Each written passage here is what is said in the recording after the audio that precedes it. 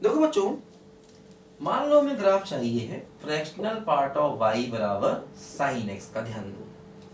ठीक, अब देखो क्या होगा, ये जो साइड है ये 0 और 1 के बीच में होगी।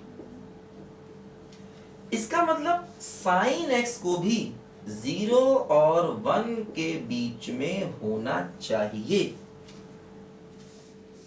क्योंकि फ्रैक्शनल पार्ट का मतलब 0 1 के बीच में, तो साइन को भी 0 1 के बीच में होना चाहिए। देखो ध्यान दो, साइन का ग्राफ ऐसे होता है, ये 0 है, ये पाई बाई 2 है, ये पाई है, ये 3 पाई बाई 2, ये 2 पाई। देखो अब ये वाला ग्राफ तो हमारे लिए वैसे ही बेकार है, क्योंकि इसमें देखो साइन क्या है, निगेटिव, तो साइन निगेटिव हो नहीं सकता, क्योंकि फ्रैक्शनल पार्ट की वैल्यू हमेशा क्या होती है, पॉजिटिव, और साइन निगेटिव होता तो है लेकिन यहाँ निगेटिव नहीं होगा, क्योंकि अगर यहाँ साइन निगेटिव हुआ दोनों बराबर नहीं हो सकते, क्योंकि एक पॉजिटिव है एक निगेटिव, गलत हो जाएगा। तो ये वाला ग्राफ मेरे लिए वैसे ही बेकार है, काम करे कि साइन निगेटिव है।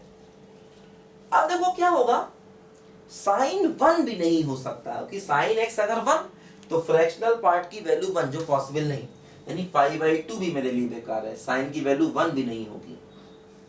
देखो जैसे साइन 0 1 के बीच में है, देखो ये वाला ग्राफ, ये ग्राफ हमारे लिए काम का है।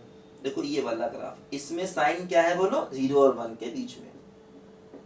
ये ग्राफ देखो हमारे काम का है, साइन क्या है बोलो, 0 1 के बीच में।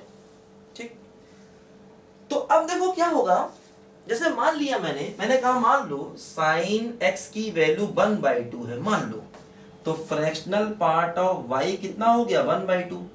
अब देखो y क्या क्या हो सकता है, 1/2 हो सकता है, 1/2 प्लस 1 हो सकता है, 1/2 प्लस 2 हो सकता है ना।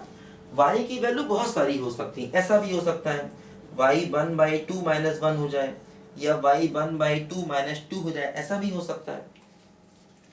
तो इसका मतलब देखो ये हुआ कि अगर साइन 0 और 1 के बीच में है तो y की बहुत सारी वैल्यूज पॉसिबल हैं। देखो मतलब y जो है, देखो यहां पर ऐसे भी हो सकता है, देखो ये ग्राफ देखो ऊपर ही बढ़ेगा ऐसे करके, और भी ऊपर जा सकता है ऐसे करके, और देखो नीचे भी जा सकता है ऐसे करके, और भी नीचे जा सकता है देखो ऐसे करके, ये है ना। क्योंकि अगर हमने साइन को 1/2 लिया तो y की बहुत सारी वैल्यूज पॉसिबल है। मतलब एक तो y की वैल्यू यही है, फिर उसमें 1 जोड़ दो, देखो यही ग्राफ है, इसमें 1 ऐड कर दो तो ग्राफ 1 डिस्टेंस से ऊपर गया, फिर 1 ऐड कर दो, फिर ग्राफ 1 डिस्टेंस से ऊपर गया, 1 माइनस कर दो, ग्राफ 1 डिस्टेंस से नीचे आया, 1 माइनस करो, ग्राफ 1 डिस्टेंस देखो नीचे आया। बहुत सारी पॉसिबिलिटीज है ना। तो मतलब साइन का जो एक ग्राफ हमने बनाया था उसके ग्राफ ऊपरी ऊपर बहुत सारे ग्राफ बनते जाएंगे, नीचे नीचे बहुत सारे ग्राफ बनते जाएंगे, ध्यान दो, है ना। क्योंकि y की वैल्यू 1 ऐड करते जाओ, नई नई y की वैल्यूज मिलती जाएंगी, इसलिए ऐसा हुआ। अच्छा इसी प्रकार देखो इधर भी, देखो ये ग्राफ भी क्या है, 0 1 के बीच में है साइन का, यहाँ भी देखो ये ग्राफ 0 1 के बीच में, तो इसके करस्पॉन्डिंग भी देखो में और ग्राफ मिलते जाएंगे ऐसे करके, इधर भी देखो ये ऐसे करके, इधर भी देखो ये ऐसे करके, इधर भी ये ऐसे करके, है ना। तो ये सारे ग्राफ हमें देखो यहाँ पर मिलते जा रहे हैं, ये ग्राफ मेरे लिए बेकार है। इसी प्रकार 2 पाई और 3 पाई के आगे जाएंगे तो फिर साइन 0 1 के बीच में होगा, तो फिर वहां पर देखो इसी प्रकार की पॉसिबिलिटी फिर ऊपर आएगी ऐसे करके, ये है ना। और इसी प्रकार की पॉसिबिलिटी देखो यहाँ पर नीचे ऐसे करके जाएगी, ध्यान दो, है ना।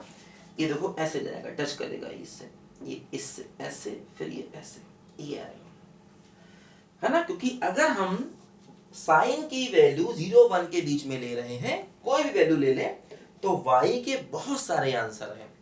मतलब y का एक आंसर तो वही है, फिर उसमें 1 ऐड कर दो, फिर 1 ऐड कर दो, फिर 1 ऐड कर दो, फिर 1 माइनस कर दो, फिर 2 माइनस कर दो, तो ये ग्राफ ऊपर भी बढ़ते जाएंगे नीचे भी बढ़ते, इसलिए हर जगह ऐसा होगा।